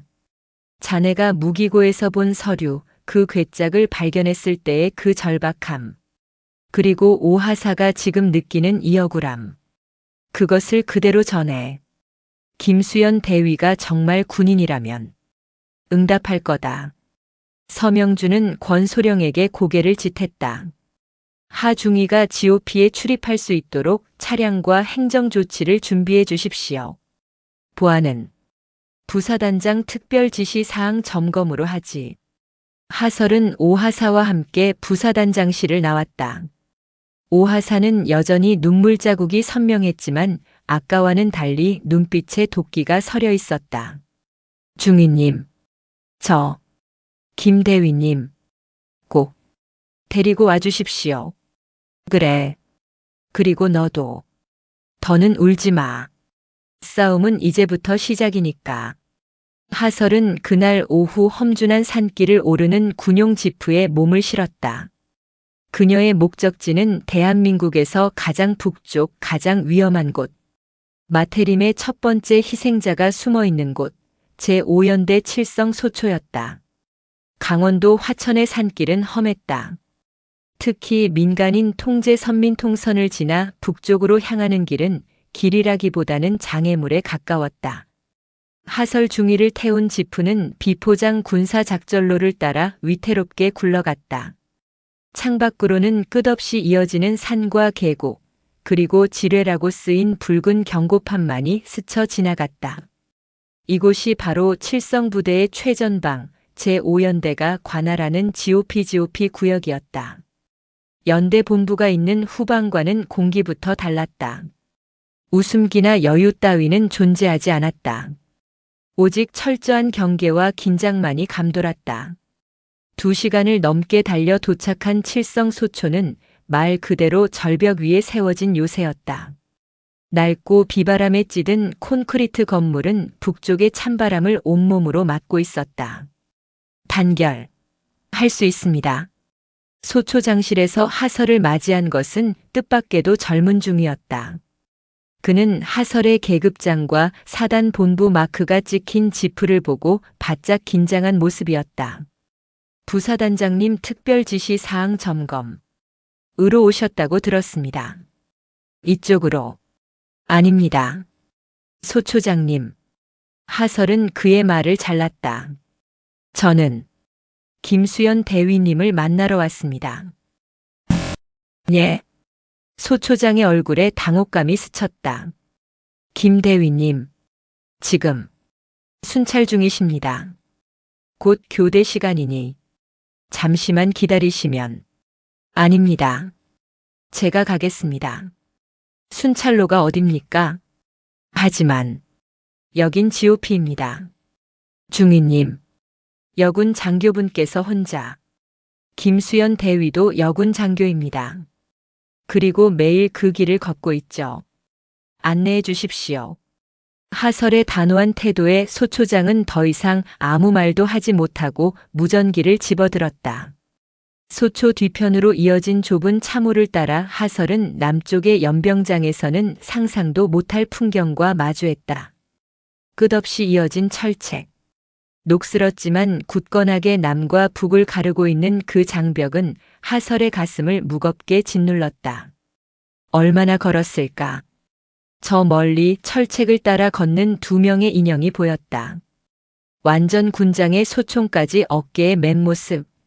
그중 한 명의 실루엣이 유난히 익숙했다. 김대위님. 하설이 소리쳤다. 인형이 멈춰섰다. 천천히 이쪽을 돌아보는 모습.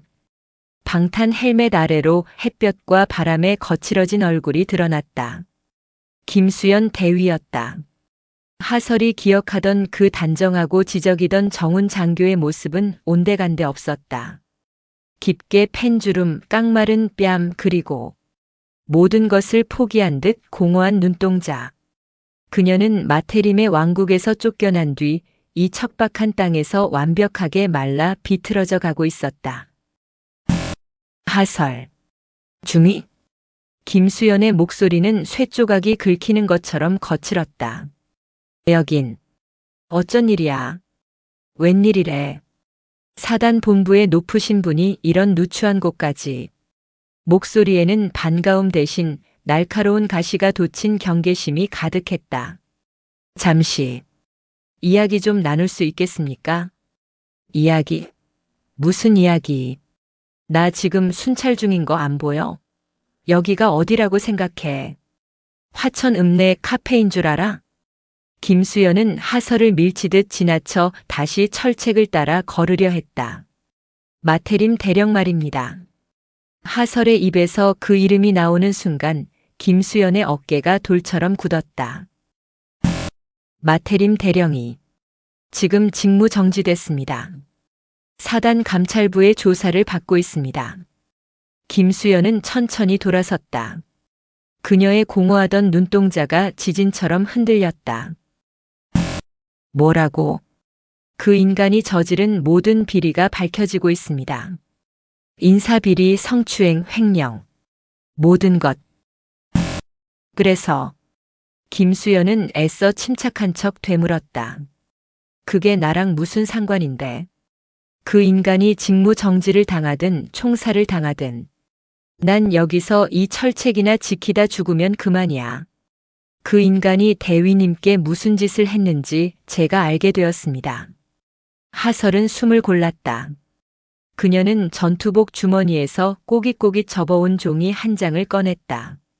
어젯밤 무기고에서 발견한 바로 그 김수연 대위 인사평가서의 사본이었다. 이게 뭔데? 읽어보십시오.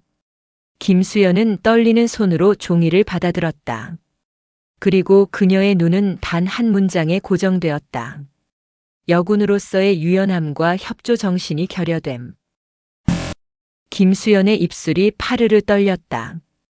그녀는 그 종이를 쥔 채 하늘을 바라보았다. 눈물이 나오지 않았다. 대신 짐승이 울부짖기 직전의 것과 같은 깊은 분노가 그녀의 얼굴을 일그러뜨렸다. 유연함. 그녀가 웃기 시작했다.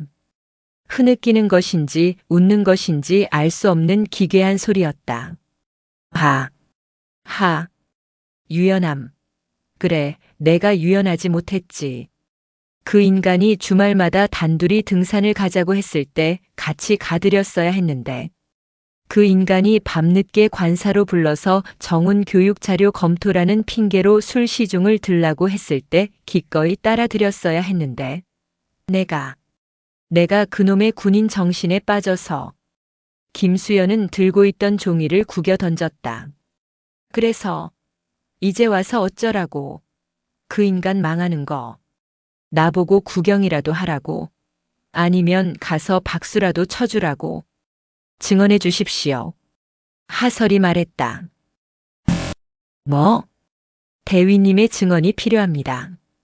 대위님은 마태림의 첫 번째 피해자이자 가장 강력한 증인입니다. 싫어. 김수연은 단호하게 고개를 저었다. 난 안 가. 아니, 못 가. 하중이. 넌 아직도 모르겠어? 저 인간은 괴물이야. 여기서 내가 무슨 증언을 한다고 해도 저 인간은 안 죽어. 법망을 요리조리 피해서 결국 살아남겠지. 그리고 나는 또다시 어디로 쫓겨날까? 이번엔 GOP가 아니라 저기 북쪽으로라도 보내버릴까? 그녀는 절망하고 있었다. 완벽하게. 마태림은 오지은 하사를 공격하고 있습니다. 오지은 본부 중대 부사관입니다. 마 대령의 관사 텃밭을 가꾸던 그에게 성추행당한 피해자입니다. 마태림은 지금 오하사가 단기 복무라는 점을 이용해서 오하사의 진술을 거짓이라고 몰아붙이고 있습니다. 한유라 중위를 이용해서요. 한유라. 그 인간의 개가 된 년. 그리고 저도 있습니다. 하설은 헬멧을 벗었다. 땀과 먼지로 엉망이 된 그녀의 얼굴이 드러났다. 저는 연대장실에서 마태림 대령의 흰 머리카락을 뽑았습니다. 족집게로요. 뭐라고? 제 진급 서류가 그 인간 손에 있다는 이유 하나만으로 그 굴욕을 참아냈습니다. 김수연의 눈이 커졌다. 그녀는 하설이 겪었을 모욕감을, 그 처절함을 단번에 이해했다. 우리 셋입니다. 하설이 김수연에게 한 걸음 다가갔다. 대위님은 유연하지 못해서 쫓겨났고 오하사는 너무 유연해서 짓밟혔고 저는 유연해지기 위해 무릎 꿇고 있었습니다. 이 부조리한 굴레를 이제 끊어내야 합니다. 대위님, 저희는 대위님이 필요합니다. 마태림을 완벽하게 무너뜨리기 위해, 그리고 우리가 다시 군인으로서 일어서기 위해 대위님의 용기가 필요합니다. 하설은 김수연을 향해 손을 내밀지 않았다. 그저 꼿꼿이 서서 그녀의 눈을 바라볼 뿐이었다.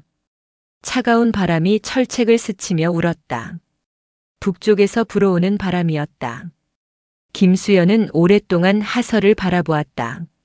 그리고 바닥에 구겨 던졌던 종이를 천천히 주워들었다. 유연함이라는 단어가 붉은 펜 자국처럼 선명했다. 그녀는 종이를 다시 반듯하게 폈다. 그리고 그것을 자신의 전투복 주머니 깊숙이 넣었다. 하중이. 예, 대위님. 나. 지금 꼴이 말이 아니지?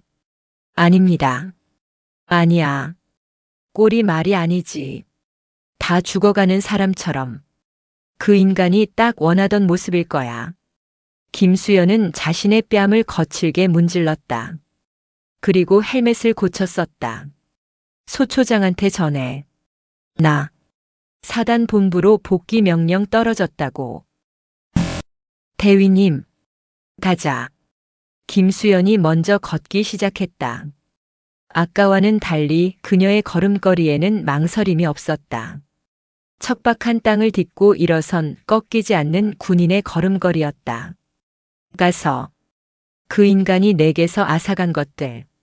아니, 우리가 그 인간에게 짓밟힌 모든 것을 100배, 1000배로 갚아줘야지. 두 여군 장교는 나란히 철책을 등지고 걸었다.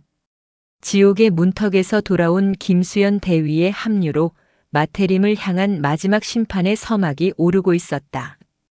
칠성부대 사단 본부의 대회의실은 그 본래 목적과 달리 지옥의 법정처럼 차갑게 가라앉아 있었다. 평시에는 주요 작전 회의가 열리는 이 방에 오늘은 포병 연대장 대령 마태림의 징계심의 위원회가 소집되었다. 방의 상석에는 사단장이 앉았고 그 좌우로 부사단장 서명주 준장과 참모장, 그리고 법무실장과 감찰 참모인 권순혁 소령이 배석했다. 그들의 맞은편 방 한가운데에 놓인 의자에는 마태림 대령이 앉아 있었다. 그는 더 이상 포병 연대장이 아니었다. 직무가 정지된 채 징계 심의에 회부된 일개 피심의자일 뿐이었다. 하지만 그는 여전히 오만했다. 자신의 군 경력과 인맥이 이깟 여자들의 반란쯤은 가볍게 누를 수 있으리라 믿어 의심치 않는 얼굴이었다. 피심의자 마태림 대령. 권순혁 소령이 얼음장 같은 목소리로 기소 요지를 낭독하기 시작했다. 이상 피심의자는 부대 지휘관의 직위를 남용하여 부하 장교 및 부사관에게 사적 용무를 강요하고 인사고과를 무기로 협박 및 보복성 인사를 단행하였으며 관사관리비 횡령, 성적군 기각문란 등 현행 군법을 심각하게 위반한 바 본 위원회의 파면을 건의하는 바입니다. 파면. 그 단어가 나오는 순간 마태림의 미간이 꿈틀거렸다. 그는 자신의 변호인인 군 법무관의 팔을 뿌리치고 벌떡 일어섰다. 이에 있습니다. 위원장님, 이것은 명백한 모함입니다. 저갓 부임한 서명주 준장이 저와 하설 중위 같은 육사 출신 라인을 견제하기 위해 있지도 않은 사실을 부풀려 저를 음해하는 것입니다. 그는 서명주와 하설을 동시에 엮어 이 사건을 조직 내의 권력 다툼으로 몰고 가려 했다. 서명주는 눈 하나 깜짝하지 않았다. 그녀는 그저 마태림을 한심하다는 듯 바라볼 뿐이었다. 정숙. 피심의자는 앉으시오. 사단장의 엄한 목소리에 마태림은 씩씩거리며 자리에 앉았다. 그렇다면 증인을 신문하겠습니다. 첫 번째 증인 김수연 대위. 발언대로. 회의실 문이 열리고 모두의 시선이 집중되었다. 하설이 데려온 GOP의 매서운 바람을 맞고 돌아온 김수연 대위가 전투복 차림으로 걸어 나왔다. 그녀는 깡마르고 지쳐 보였지만 그 눈빛만은 시퍼렇게 살아있었다. 증인은 마 대령의 부당한 인사조치로 전방 GOP로 전출되었다고 진술했지요? 아닙니다. 김수연의 단호한 대답에 권소령과 마태림 모두 의아한 표정을 지었다. 부당한 인사조치가 아니었습니다. 그것은 거래에 실패한 자의 말로였습니다. 거래라니 무슨 말이? 마태림 대령은 저에게 여군으로서의 유연함을 요구했습니다. 김수연은 마태림을 똑바로 바라보며 말했다. 그가 말한 유연함이란 주말 단둘이 등산을 가는 것이었고 밤늦게 관사에서 술 시중을 드는 것이었습니다. 제가 그것을 거부하자 저는 협조 정신이 결여된 장교가 되었고 이곳으로 쫓겨났습니다. 이것은 인사조치가 아니라 명백한 성상납 요구이자 보복이었습니다. 방 안의 공기가 얼어붙었다. 성상납이라는 단어가 군 최고 지휘부가 모인 방에서 울려 퍼졌다. 마태림이 다시 고함을 질렀다. 거짓말. 전현이 감히. 증거 있어? 내가 너한테 그런 말을 했다는 증거 있냐고. 증거는? 김수연은 자신의 머리를 가리켰다. 이곳에 있습니다. 그리고 당신의 책상 서랍에 있던 그 붉은 펜으로 쓰인 인사평가서가 증거입니다. 당신은 당신의 범죄를 스스로 기록했습니다. 저 미친년이. 다음 증인. 오지은 하사. 권소령이 마태림의 말을 잘랐다. 오지은 하사가 사시나무 떨듯 떨며 발언대에 섰다. 그녀는 하설의 눈을 한번 바라보고 숨을 크게 들이마셨다. 증인은 관사 텃밭에서 어떤 일을 겪었습니까? 저는 그냥 텃밭에 물을 주러 갔습니다. 그런데 연대장님은 평상에 앉아 막걸리를 드시면서 저보고 오하사는 물에 젖은 모습이 제일 예쁘다고 했습니다. 일부러 호스로 제 전투복 하의에 물을 뿌리기도 했습니다. 채소만 주지 말고 너도 좀 씻어라 하시면서 그리고 비료를 사오라고 시키고는 그만. 마태림이 자신의 귀를 막았다. 그만해. 이 더러운 것들. 내가 너희 같은 것들한테. 일일이.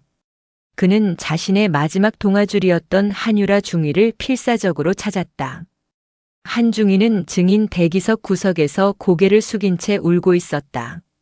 한중위, 한유라, 내가 말해. 내가 아니라고. 저것들이 다 거짓말하는 거라고 내가 말하라고. 마태림의 절박한 외침에 한유라 중위가 천천히 고개를 들었다. 그녀의 얼굴은 눈물과 화장으로 범벅이 되어 있었다. 거짓말. 맞습니다. 마태림의 얼굴에 화색이 돌았다. 그래. 그렇지. 한중위 내가. 연대장님이 저한테 시키신 모든 것이 거짓말이었습니다. 뭐? 오하사님 진술을 거짓말로 만들라고. 하설 중위님을 질투 많은 육사 출신으로 만들라고. 대령님이 시키셨습니다. 저는 소령 진급 시켜주신다고 해서 무서워서. 한유라는 결국 무너졌다. 그녀는 진실을 토해내며 오열했다. 마태림의 마지막 방패가 깨지는 순간이었다. 마태림은 넋이 나간 사람처럼 의자에 주저앉았다. 모든 것이 끝났다고 생각하는 듯 했다. 아니, 그때 회의실 구석에서 조용히 앉아있던 하설중위가 일어섰다. 아직 끝나지 않았습니다. 모든 시선이 하설에게 향했다. 그녀는 천천히 발언대로 걸어 나왔다.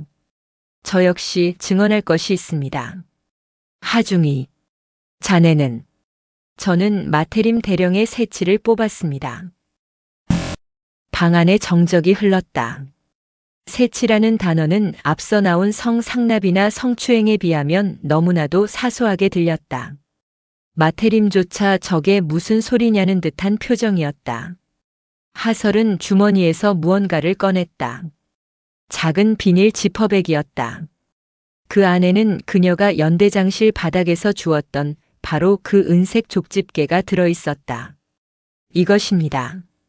그녀는 족집게를 발언대 위에 올려놓았다. 쨍 하는 작은 금속성 소리가 방 안을 울렸다. 저는 육군사관학교에서 적의 동태를 살피는 법을 배웠습니다. 야전에서 부하들을 지휘하는 법을 배웠습니다.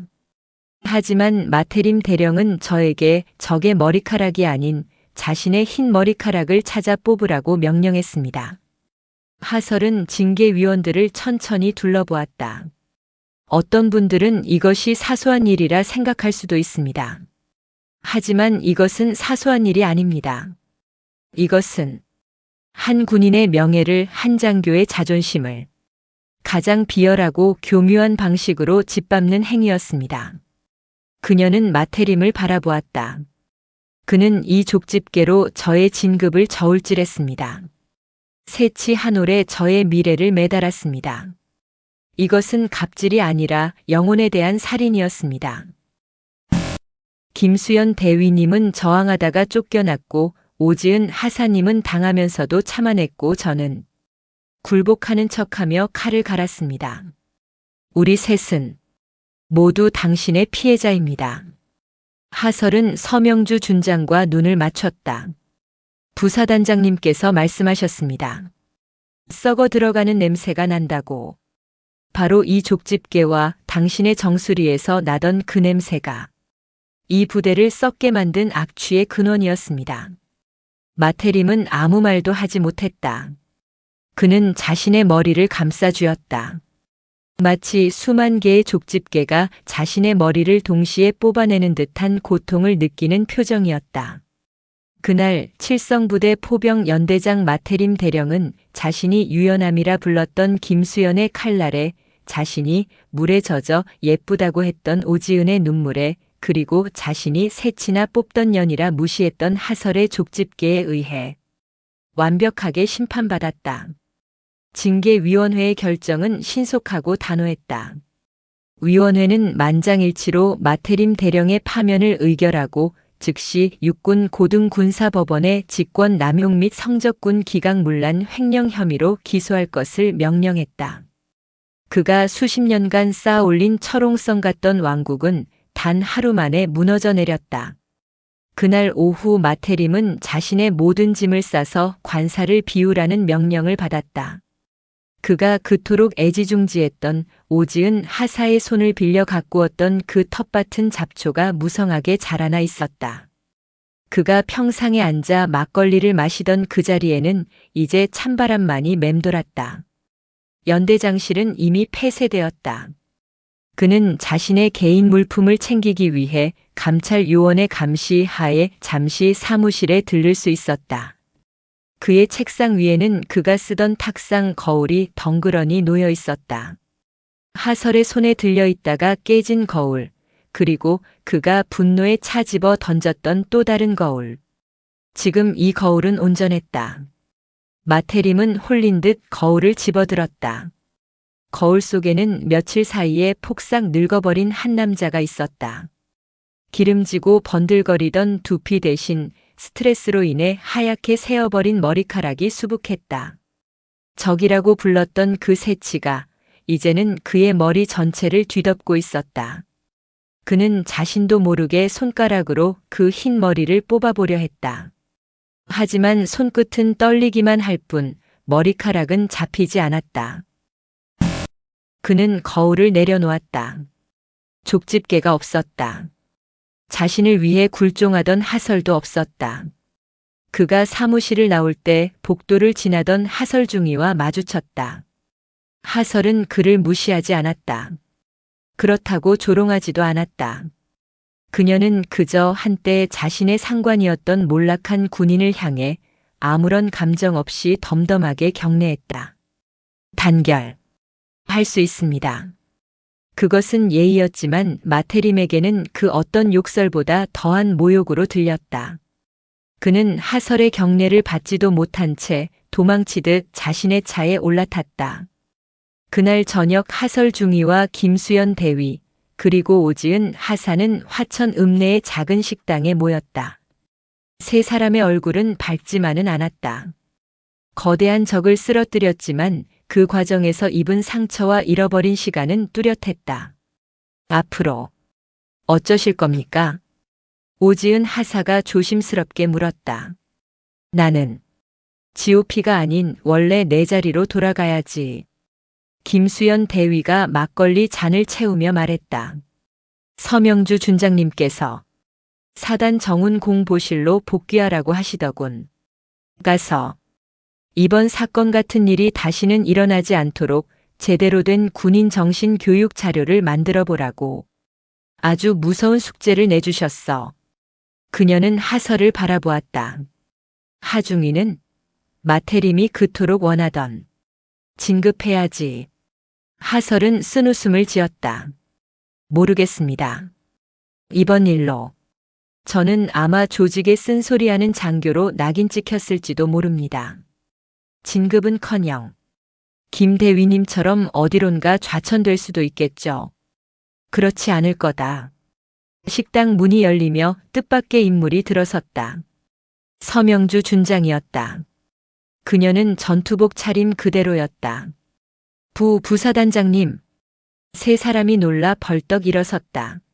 앉아. 여긴 사단 본부가 아니다. 그냥 고생한 후배들 밥이나 한 끼 사주러 온 선배다. 서명주는 자연스럽게 자리에 앉아 빈잔에 막걸리를 따랐다. 하중이. 자네가 걱정하는 일 일어나지 않아. 자네는 쓴소리를 한 게 아니야. 해야 할 말을 한 거지.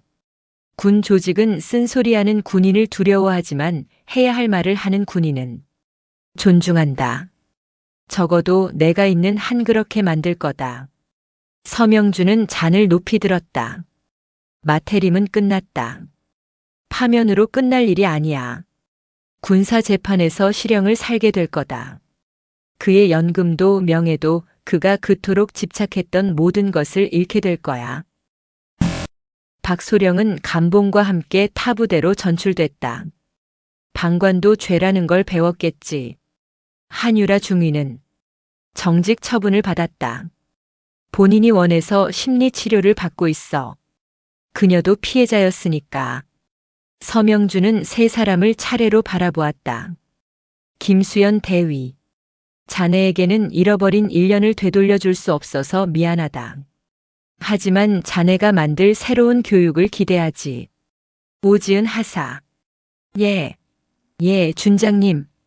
자네가 이번 일에 가장 큰 용기를 낸 사람이다. 자네의 그 진술이 없었다면 마태림의 저열함을 증명하기 어려웠을 거야. 단기 복무하고 나간다고 했나? 원래는 그랬습니다. 그런데 오하사는 하설과 김수연을 바라보았다. 저 말뚝 박으려고 합니다. 저 장기 복무 신청할 겁니다. 저 같은 부사관이 되지 않도록 제가 좋은 선임이 되고 싶습니다. 서명주의 입가에 처음으로 따뜻한 미소가 어렸다. 좋아. 좋은 생각이다. 마지막으로 그녀는 하설을 보았다. 하설 중위. 자네. 새치 뽑는 실력은 형편없더군. 죄송합니다. 하지만 썩은 뿌리를 뽑아내는 실력은 내가 본 장교 중에 최고였어. 서명주는 하설의 잔을 채워주었다. 자네의 인사서류 내가 직접 검토했다. 육사 수석 졸업의 소대장 시절 평가도 최상이었더군. 마태림이 자네를 행정장교로 빼돌린 건 자네의 능력이 탐나서가 아니라 그 빛이 두려워서였어. 본부 중대 행정장교는 그만하자. 자네에게는 야전이 어울려. 서명주는 폭탄 같은 제안을 던졌다. 며칠 뒤 제3보병대대에 새로운 중대장이 필요하다. 거긴 칠성부대에서도 가장 훈련이 고되기로 유명한 곳이지. 어떤가? 진급에는 별 도움이 안 될 수도 있는 자리인데. 하설은 잠시 눈을 감았다. 진급이라는 단어.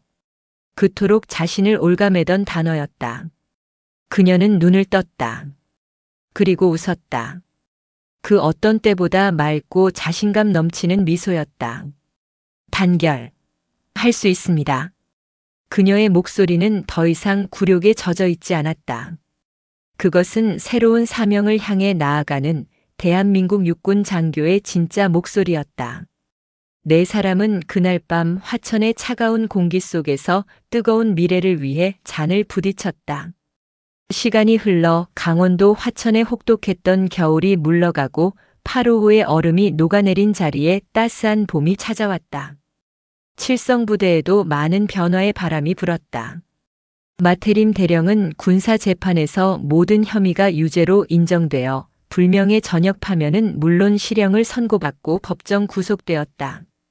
그가 수십 년간 군복을 입고 쌓아 올린 모든 것은 한 줌재로 사라졌다. 그가 그토록 집착했던 새치는 이제 교도소의 차가운 거울 속에서나 볼 수 있게 되었다. 김수연 대위는 사단 정훈공 보실로 복귀했다. 그녀는 자신의 경험을 녹여내 상관의 부당한 명령과 지휘관의 윤리라는 주제로 전부대 순회 강연을 다녔다. 그녀의 강의는 칠성부대 내 서명주 준장 라인이라 불리는 개혁의 상징이 되었다. 오지은 하사는 장기 복무 심사를 우수한 성적으로 통과했다.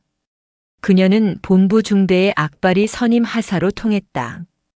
특히 새로 들어온 여군 후임들에게는 누구보다 든든한 방패막이가 되어 주었다. 그녀는 더 이상 텃밭에서 눈물 흘리지 않았다. 그리고 하설. 그녀는 이제 하중이가 아닌 하설 대위가 되어 있었다.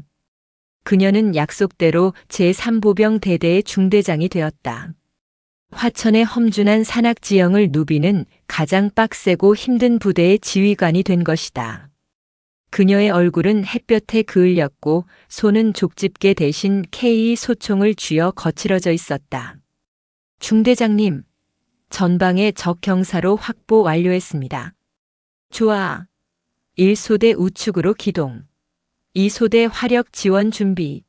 3소대 내 뒤를 따르라. 하설 대위의 목소리가 훈련장을 쩌렁쩌렁 울렸다. 그녀는 흙먼지 속에서 병사들과 함께 구르고 뛰었다. 그녀가 행정장교로 썩어가던 시절 잃어버렸던 그 야전의 감각이 완벽하게 되살아났다. 아니, 오히려 더 날카로워졌다. 굴욕의 시간을 견뎌낸 그녀의 지위에는 그 어떤 남군 장교도 따라올 수 없는 깊이와 단단함이 배어 있었다. 병사들은 그런 그녀를 어머니처럼 따뜻하지만 호랑이처럼 무서운, 진심으로 존경하는 지휘관으로 따랐다. 훈련이 끝나고 중대원들과 함께 땀으로 범벅이 된 전투 식량을 먹고 있을 때였다. 중대장님, 본부에서 찾으십니다. 통신병의 말에 하설은 의아해하며 임시 지휘소로 향했다. 그곳에는 뜻밖의 인물이 그녀를 기다리고 있었다. 서명주 준장이었다. 단결. 할 수 있습니다. 대위 하설. 쉬어. 서명주는 흙먼지를 뒤집어 쓴 하설의 모습을 위아래로 훑어보았다. 꼴이 말이 아니군. 꼭. GOP에서 처음 만난 김수연 대위 같아. 죄송합니다. 바로. 아니. 아주 보기 좋아. 서명주는 희미하게 웃었다. 군인은 역시 흙먼지 냄새가 나야지. 연대장실의 그 썩은 커피 냄새보다 100배는 낫군. 무슨 일로 이런 험한 곳까지 오셨습니까? 그냥 지나가는 길에 내 에이스가 어떻게 지내나 궁금해서. 서명주는 하설에게 작은 상자 하나를 건넸다. 뭔가 열어봐. 하설이 상자를 열자 그 안에는 뜻밖의 물건이 들어있었다. 아주 비싸고 정교해 보이는 은색 족집게였다. 준장님? 하설의 얼굴이 당혹감으로 물들었다. 오해는 마. 서명주가 웃음을 참으며 말했다. 자네가 쓰던 건 증거물로 압수되어 버렸지 않나. 가끔은 필요할 테니까. 다만 서명주의 눈빛이 진지해졌다. 다시는 그것으로 새치를 뽑는 데 쓰지 마. 그 대신 자네나 자네의 부하들 앞길을 막는 아주 작은 가시라도 보인다면 그때 망설임 없이 뽑아버리라고 주는 거야. 자네는 그럴 자격이 있으니까. 하설은 족집게를 손에 쥐었다. 차가운 금속이었지만 더 이상 굴욕의 상징이 아니었다. 그것은 자신이 싸워 이겨낸 승리의 전리품이자 앞으로 나아갈 길을 밝혀줄 작은 무기처럼 느껴졌다. 감사히 받겠습니다. 서명주는 고개를 끄덕였다. 훈련 마저 해. 그리고 하대위. 예, 준장님. 자네의 이번 진급 심사 서류. 내가 결제 올렸네. 축하하지. 곧 소령이야. 그것은 마태림이 흔들던 당근이 아니었다. 하설이 자신의 명예와 실력으로 쟁취해낸 완벽한 보상이었다. 하설은 그 어떤 말도 대신할 수 없었다. 그녀는 그저 자신이 할 수 있는 가장 완벽하고 힘찬 경례를 서명주 준장에게 올려붙였다. 단결. 할 수 있습니다. 서명주 준장도 하설에게 답례했다. 두 여군, 두 명의 지휘관이 화천의 푸른 봄 하늘 아래 서로의 사명감을 확인하며 서 있었다. 하설은 이제 더 이상 진급에 목매는 군인이 아니었다. 그녀는 자신의 사명을 되찾은 진정한 군인이었다.